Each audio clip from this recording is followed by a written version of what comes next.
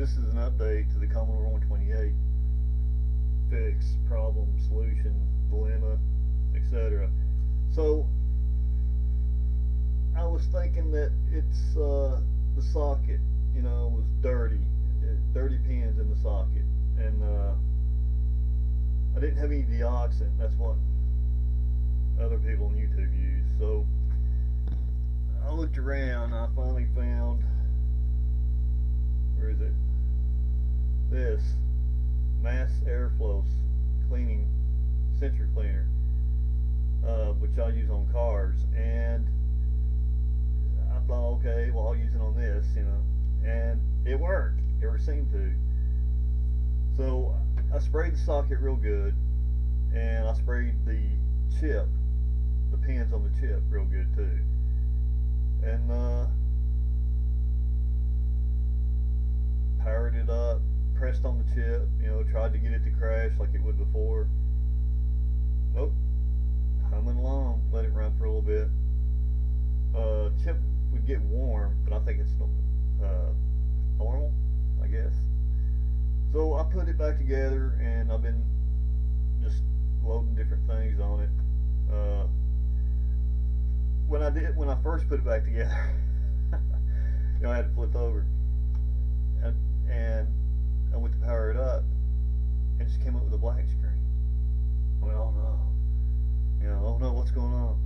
And then powered off and powered up again, and it came with just the up in 128 mode, but just a screen, no text or nothing. It's like, oh man, what's going on with this?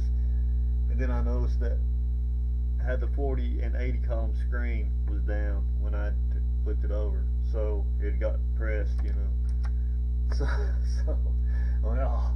So I unpressed it and powered it back on, and it works perfectly, or seems to. Hopefully it'll continue to do that way. So who else has been tricked by the 4080 column key?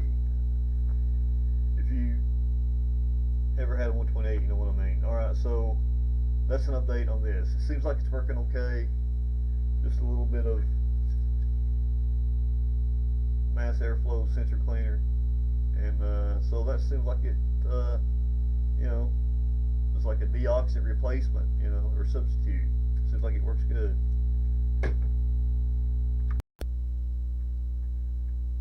Alright, now on to the next subject. The Tandy 1400.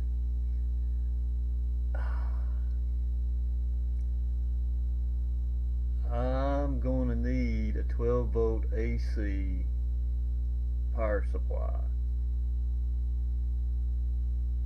I've got one, but I'm using it. I've got one of my universal, in quotes, Commodore power supply. I gotta put a better, I gotta make that better, but I gotta fix that cord, make it better. But anyways, so got an adapter for a Commodore 128, got an adapter for a Commodore 64 or VIC-20. And I was planning on putting another cord on the other side for the Commodore Plus 4. It's got a connector similar to that.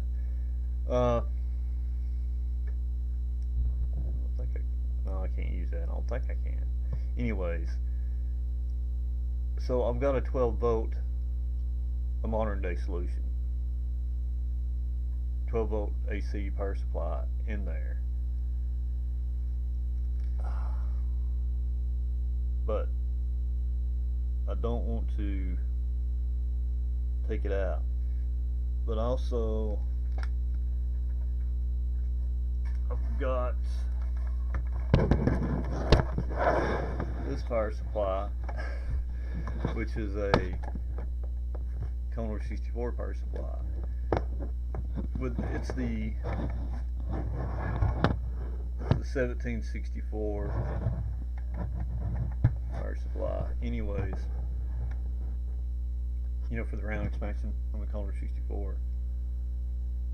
So my thought was to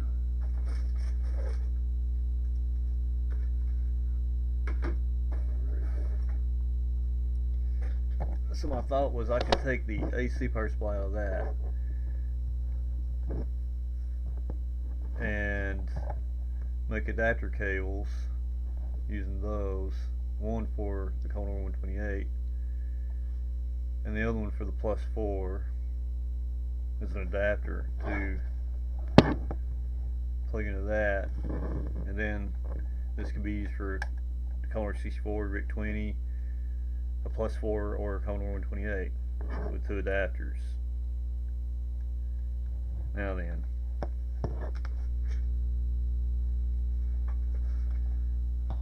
so thinking about that, I lose stuff all the time. And so, you know, what are the odds of me being able to keep up with 2 adapters? I kind of like this setup right here. I trust this power supply because I built it, well, put it together. And I like where the cables, you know, you can't lose these cables because they're attached to the drive or to the power supply.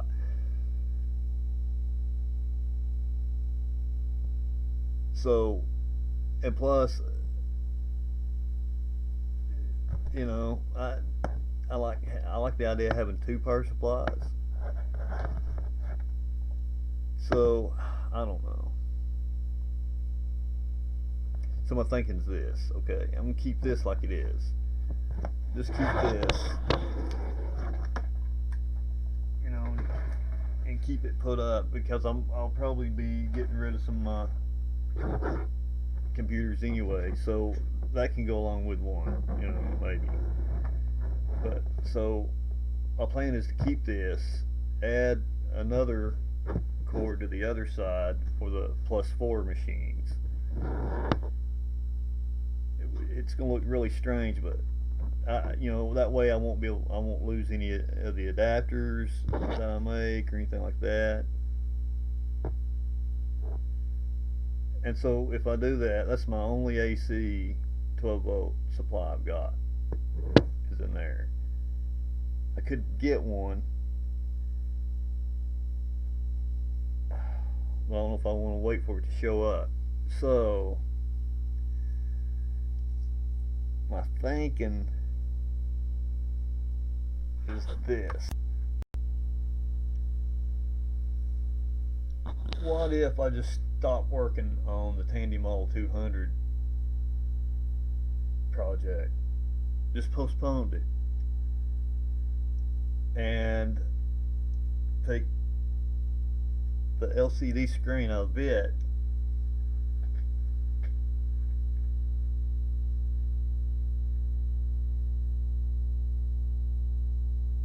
and put it in the 1400. It's a little short on the sides. On the left and right there'd be a gap, so I'll have to do something about that. And I looked online for a screen that would fit. That's an oddball size on that 1400 screen. And one close to it's like 100 or something like that. And it's like, I don't want to spend $100 on that machine. I just, you know, not for what it is. You know, it's because it's not going to display real high resolution output anyway. And you're talking about those, you know, $100 LCD screen can, I mean, that's like, you know, it's super high resolution, and then you'd be wasting it on a CGA display of an old 80s IBM PC compatible computer. It doesn't make any sense. So, but I only got like $30 in LCD that I was going to use on the 200. So, and a 12-volt AC adapter is going to cost like probably about 15, 16, 17 bucks. So I'm thinking I can always get another 10-inch LCD screen. And so put the LCD screen in the 1400, and that solves the power supply problem because I think that screen requires like 12 volts DC, or is it 9 volts? I don't know. I don't remember. I think it's 12 volts. I'm not sure, but anyway, I've got a power supply for it. So that solves that problem. You know, I don't have to worry about getting a power supply, and it gets a better screen because let's be honest, the LCD screen on the 1400 originally, it's it, it ain't no good. I mean, well, it's okay, but it's it's even with a good backlight behind it, it still ain't that good. It's not impressive at all, and it's blue. It's super blue, So I'm thinking I'm going to go with LCD screen. It'll be better. It'll be better. I think it will. Anyway, so that's what I'm going to go with. So that leaves the 200 out in the code. Okay, so I'm just going to. And another thing is it does the Model 1, 2, and 3 computer in an old case is still going on, but just not with the 200. My thinking is this.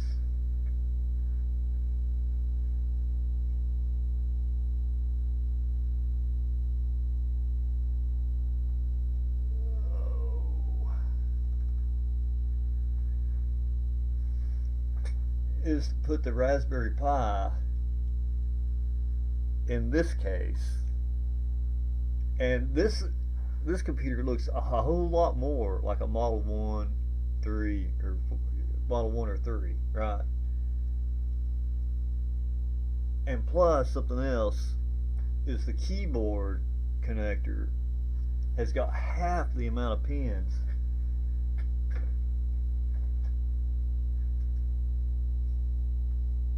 that the Model 200 keyboard has. That's a lot of pins, double row of pins. And it turns out that I don't see it here, but the Arduino that I have doesn't have enough pins to work with the Model 200 keyboard. So I think it's a win-win. The Tandy Model 200 project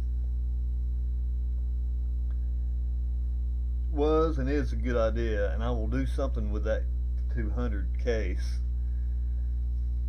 But I like the idea of having the Model 1 and 3 emulation done on this computer because it looks the part. It's and also I'm going to keep the original board in it. I'm going to try to because what am I going to do with it? If I take the board out, the computer's going to be weighing nothing, and that's like So I'm thinking I'll just leave the board in there and just work around it, and also I would like to make it to where the Raspberry Pi will function, but also the original board, because right now this computer works fine, or seems to. So I like to keep the original computer functioning. I don't want to disable it or nothing. So I don't know if I would have that like be a switch. I don't know, but I want to keep the original board in there nonetheless. And if somebody wants to get the original computer in there working, then it wouldn't take a whole lot to do it. That's my thinking. So, well, that's it. I will post a video showing the progress.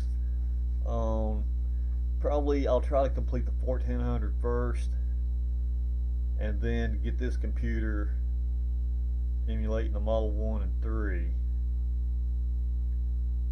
And I'll just put the Model 200 on hold, until the opportunity arises for me to do something with it. I'm not in a rush, about the 200. I can wait until the right, thinking comes along. So So this is the Tauon PC-1. Is that how you pronounce it? Tauon PC-1? I don't know, but I like it. It's I only paid $19 for it on eBay, and I like it. I mean, it's a cheap little computer, little Android computer, but it's all in one, and so I'm gonna do like a regular series on it, you know, of stuff I'm doing with it, because I like it. I like running the basic that I wrote on it, and you know, messing with that. So that's what this episode's going to be about. I'm gonna show you in the next clip what I'm talking about, what this episode's about. But I really like this computer. But I would suggest whoever makes this that I think, in my opinion, they need to use a mechanical keyboard, because this is a membrane keyboard. But that's, I mean, well, underneath it, you know, it's keys, but underneath it's membrane. But and it's okay, but they should use a mechanical keyboard, and the keys should be, you know, not a big 101 key keyboard, but you know, separate this stuff out a little bit, you know. And it should have more USB ports on it. Right now it's only got one right there. But other than that, I think it's pretty cool. Alright, next. So in the video that I posted right before this one, I'd written a program, just a really small program in Basic 7.0 on the Commodore 128 to test a hardware fix I was working on. Well, anyway, that didn't go so well.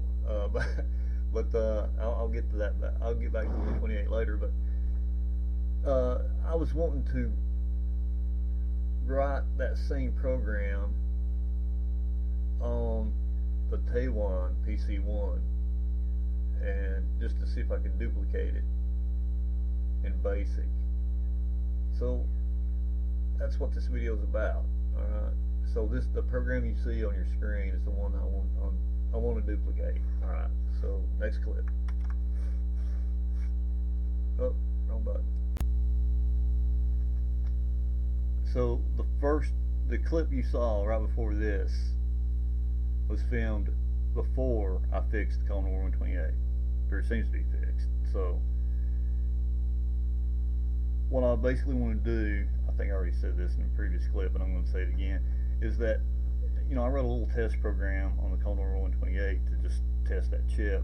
I mean, just to waste time to see, you know, to see if the chip messed up, right? Biding my time. So, and I thought, hey, that's kind of cool. I just liked it for some reason. So I thought, okay, well, I'll write it on the Tauon PC-1 too. So I'm gonna write it using the BASIC I wrote years ago. And I found out, I couldn't, because apparently the joystick functions aren't working. And I don't know why. So they're hooked up. I went back and looked at the source code. So the variables for the joystick is hooked up, but for some reason it's not working. So I'm using the mouse instead. But so in the BASIC I wrote, you can just draw the character or the sprite directly inside the code. I like that about this BASIC, but it's got limitations. Like I said, for some reason the joystick function doesn't work, but I hooked it up to the mouse instead, and I'm going to run it. And I'll probably post some more interesting videos about the Tauon PC-1 in future videos. This is what this program does. Crazy, ain't it? I know it's silly, but you know, it's two sprites. Oh my goodness.